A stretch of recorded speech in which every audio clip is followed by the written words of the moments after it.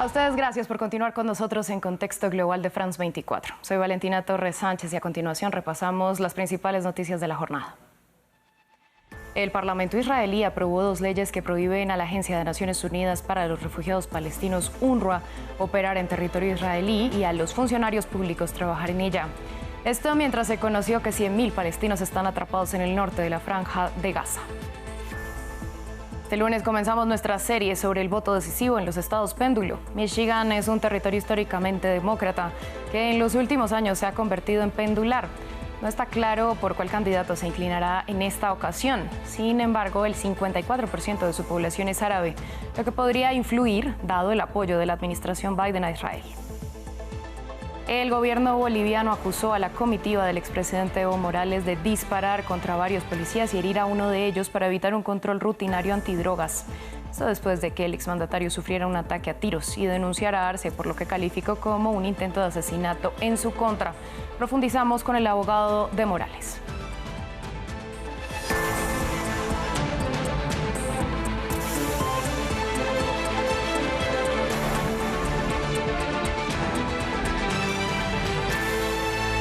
En Israel, donde el Parlamento aprobó una ley que prohíbe a la Agencia de Naciones Unidas para los Refugiados Palestinos, UNRWA, operar en territorio israelí. Al tiempo, la Knesset dio luz verde a otra normativa que impide que los funcionarios públicos trabajen o tengan contactos con dicha agencia. Israel acusa al organismo de tener lazos con Hamás y algunos de sus trabajadores de participar en el ataque del 7 de octubre. Jesús Yajure nos amplía. Israel proscribe a la UNRWA, la Agencia de la ONU para los Refugiados Palestinos. Este lunes, el Parlamento israelí votó 2 leyes que prohíben las operaciones de la Agencia de Naciones Unidas en su territorio y corta lazos con la misma al catalogarla como organización terrorista. Los redactores de los proyectos de ley afirman que la UNRWA ha sido infiltrada por Hamás, que trabajadores de la agencia tenían militancia en el grupo e incluso que algunos de estos participaron en el ataque masivo contra Israel el 7 de octubre de 2023. La UNRWA es una agencia que ha sido completamente controlada por una organización terrorista. Lo que hemos visto en Gaza es cómo Hamás ha tomado el control de las instalaciones de las Naciones Unidas, escuelas, hospitales, clínicas y sedes, para utilizarlas como bases militares, para esconder municiones, para esconder cohetes y para cometer actividades terroristas desde las instalaciones de las Naciones Unidas. La prohibición no menciona las operaciones en los territorios palestinos bajo ocupación israelí, aunque sí se prevé que afecte la coordinación de actividades y el flujo de ayuda humanitaria, ya con enormes dificultades para entrar al enclave. La UNRWA emplea a miles de trabajadores y proporciona educación, salud y ayuda a millones de palestinos en Gaza, Cisjordania, Jordania, Líbano y Siria.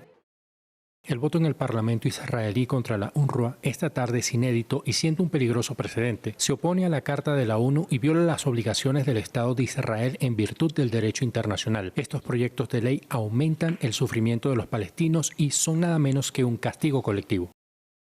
Un portavoz de la UNRWA declaró antes de la votación que la ley propuesta sería un desastre, mientras que el vocero del Departamento de Estado, Matthew Miller, dijo que Estados Unidos estaba profundamente preocupado por la legislación y el ministro de Exteriores británico expresó que se trataba de un proyecto equivocado. Entre tanto, en el otro frente del conflicto, al menos 60 personas perdieron la vida en ataques israelíes sobre territorio libanés, según la agencia Reuters. Los hechos ocurrieron sobre el Valle de Bekaa, ubicado en el este del país, y otras decenas de personas resultaron heridas. Se condenó lo que se llamó de ataques más violentos en el área desde que estalló la guerra entre Israel y Hezbollah a finales del mes pasado. Fuentes oficiales libanesas informaron que más de 2.700 personas han muerto y otras 12.592 han resultado heridas por los ataques de Israel lanzados desde el 8 de octubre de 2023. En nuestra serie sobre el voto clave en los estados péndulo de Estados Unidos, hoy hablamos de Michigan, un estado históricamente demócrata que en los últimos años se ha convertido en territorio pendular. No está claro qué candidato conseguirá los 16 votos electorales del que es considerado el oasis árabe del país, con 54% de su población. El envío de armas del actual gobierno a Israel en el último año ha provocado que muchos votantes den la espalda a Kamala Harris. Sin embargo, tampoco Trump logra conquistarlos y se ha extendido la idea de apoyar al Partido Verde, el de Jill Stein, la única, dicen, que ha llamado genocidio al conflicto en Gaza. Un equipo de France 24 viajó hasta Dearborn, una ciudad considerada el corazón árabe de Estados Unidos. Michigan es un estado históricamente demócrata. En el 2016 Donald Trump ganó este territorio, pero en el 2020 Joe Biden lo recupera con apenas 150.000 votos y gracias al apoyo musulmán. Un electorado que ahora está muy decepcionado por la gestión que está haciendo el gobierno del conflicto en Medio Oriente. El objetivo de Biden tenía que haber sido acabar con la situación en Palestina, para que así el siguiente candidato no tuviese que lidiar con ellos como parte del proceso electoral. Él ha fallado y ahora es un problema de Kamala Harris. Como persona árabe americana no estoy entusiasmada por votar por ninguno de los dos y por supuesto tiene que ver con asuntos internacionales, porque soy libanesa, nací allí y tengo allí familia. Así que esta situación me está impactando profundamente y me mantiene con un conflicto interno. ¿Sabes a quién votarás? No. ¿Por qué no? Porque ninguno de los dos candidatos representa a los árabes fuera de Estados Unidos. El enfado contra Joe Biden podría perjudicar a su sucesora Kamala Harris el próximo 5 de noviembre y favorecer al rival republicano Donald Trump, quien con un mensaje poco claro asegura que traerá la paz en Oriente Medio, pero también alaba la gestión que está haciendo Benjamín Netanyahu. ¿Qué opinan aquí los votantes del candidato republicano? No decimos nada, pero aunque sabemos de algunas políticas racistas con los árabes o los americanos, es mejor que Harris, para la comunidad, para el dinero.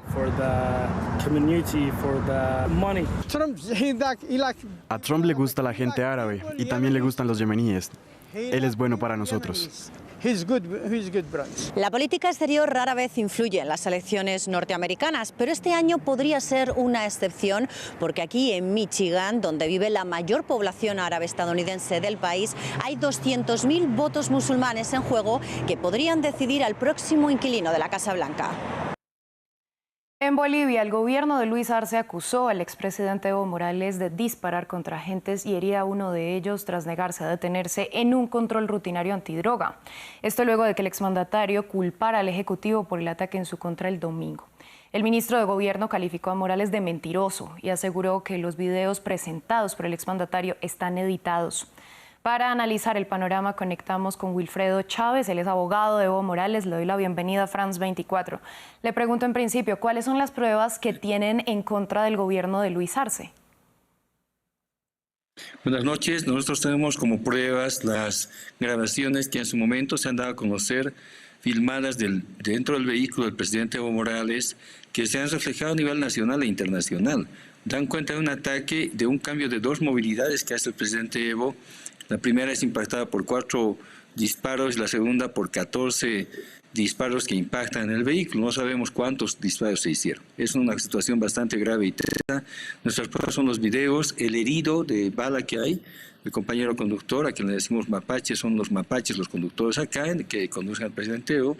Esa es nuestra prueba, la prueba es tangible y por supuesto que luego los quienes han disparado hayan huido a un cuartel militar y hayan luego escapado o huido también en un helicóptero de las Fuerzas Armadas. Obviamente el Estado ha intervenido y han tardado 30 horas en dar una respuesta que podía haber tardado 15 minutos porque era de rutina. ¿Qué había que ocultar? ¿Qué había que hacer? Absolutamente nada. Estamos por eso nosotros denunciando a nivel internacional esta situación.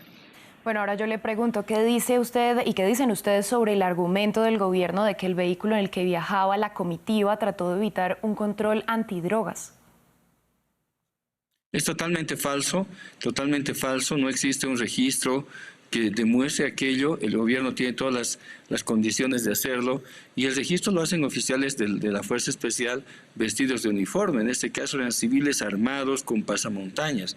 Mire, eso no hacen oficiales de rutina, eso lo hace gente que tiene otra intención. La intención era asesinar a Evo. En consecuencia, ellos no tenían un operativo rutinario porque los operativos rutinarios no se hacen con pasamontañas y de civiles, se hacen con uniforme legal de las Fuerzas Armadas o la Fuerza de Tarea Conjunta y eso no ha ocurrido en el operativo de ayer.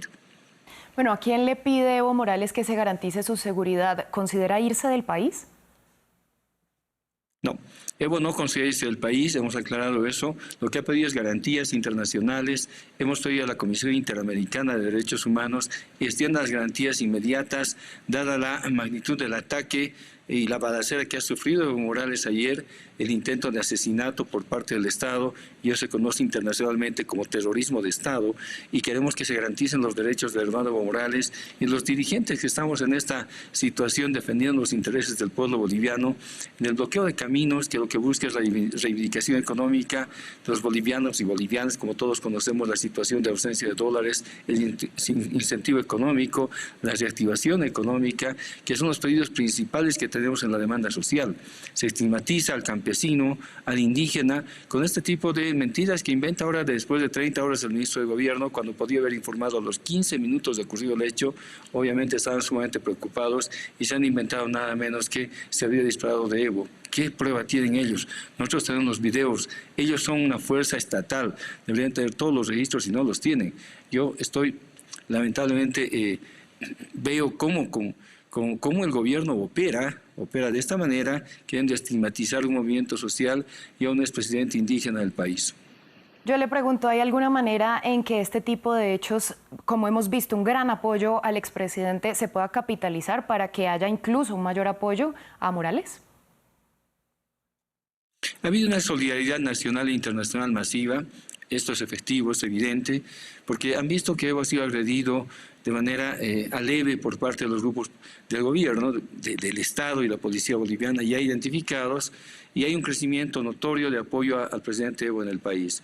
Hay gente que no lo quiere, no lo ha querido antes, no lo va a querer después, porque hemos perjudicado intereses centenarios de expoliación de nuestros recursos naturales, de nuestras empresas estratégicas, de parte de grupos de poder que han sido desplazados, y una redistribución económica, un crecimiento económico sin proporciones nunca visto en Bolivia con el gobierno de Evo, y obviamente un gobierno para los pobres, que es lo que ha perjudicado y ha molestado a estos grupos de poder, en gran medida también dueños de medios de comunicación y aliados ahora del gobierno, que se ha derechizado y ha olvidado quién lo ha llevado al gobierno. Hemos sido nosotros en las calles, en la resistencia, en los juzgados, quienes hemos llevado a Luis Arce, y Luis Arce ha traicionado a este movimiento político del pueblo, al bloque popular indígena que quiere retornar al gobierno al año con el presidente Evo como candidato.